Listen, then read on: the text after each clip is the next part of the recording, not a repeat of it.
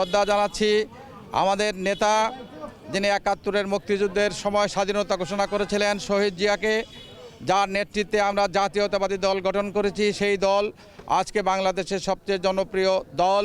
সেই দলের নেত্রী, আপসীন নেত্রী বেগম খালেদা জিয়া, আজকে আমি তাকে অভিনন্দন জানাচ্ছি, শুভেচ্ছা জানাচ্ছি, তার সুস্থতা কামনা করছি। দীর্ঘদিন উনি অসুস্থ ছিলেন, উনি আশা করছি আজকের এই দিনে, বিজয়ের এই দিনে উনি সুস্থ হয়ে আবার এই দেশকে, এই জাতিকে নেতৃত্ব দিবেন। আমাদের আজকের ভারপ্রাপ্ত চেয়ারম্যান তারেক রহমান, যিনি অনেক দূরে আছেন, দূরে থেকেও এই দেশের তরুণ সমাজকে, এই দেশের জাতীয়তাবাদী দলের প্রত্যেকটি কর্মীকে উজ্জীবিত করে আজকে নূতন এক জীবন দিয়েছেন। এই দলকে এগিয়ে নেওয়ার জন্য রাষ্ট্র ক্ষমতায় বিএনপি যাবে এই প্রত্যাশা করে এই দেশকে, এই সমাজকে সংস্কার, রাষ্ট্র ব্যবস্থা সংস্কারের জন্য যে কর্মসূচি উনি দিয়েছেন, ৩১ দফা, সেই কর্মসূচি আজকের এই বিজয়ের দিনে আমি মনে করি সফল হবে। তার নেতৃত্বে বাংলাদেশ আগামী দিন এগিয়ে যাবে, এই প্রত্যাশা আজকে করি আমি। আমার জীবনের এই দিনটি যেমন আজকে যেমন গুরুত্বপূর্ণ, কিন্তু বিগত ১৭ বছর এই দিনটি আমার কাছে এমন রঙিন ছিল না। এই দিনটি অন্য সময় এই দিনগুলো ছিল ধূসর, কষ্টের, বেদনার, দুঃখের। কারণ সেই দিন আমি মন খুলে কথা বলতে পারি নাই, এই শহীদ বেদিতে আসতে পারি নাই।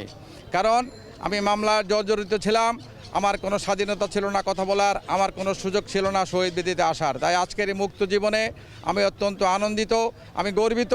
এই মাটির জন্য, এই দেশের জন্য আমি যুদ্ধ করতে পেরেছি। যেই স্বপ্ন শহীদ জিয়া দেখেছিলেন, যেই স্বপ্ন খালেদা জিয়া দেখছেন, যেই স্বপ্ন বাস্তবায়নের জন্য আমাদের নেতা, আগামী দিনের রাষ্ট্রনায়ক তারেক রহমান বাস্তবায়নের জন্য কাজ করছেন, তার এই স্বপ্ন পূরণের জন্য একজন কর্মী হিসাবে আমি কাজ করব। এটাই আজকের দিনে আমার শপথ এবং আমাদের শপথ। আজকের এই দিনটি আমার জীবনে একজন মুক্তিযোদ্ধা হিসাবে অত্যন্ত গৌরবের।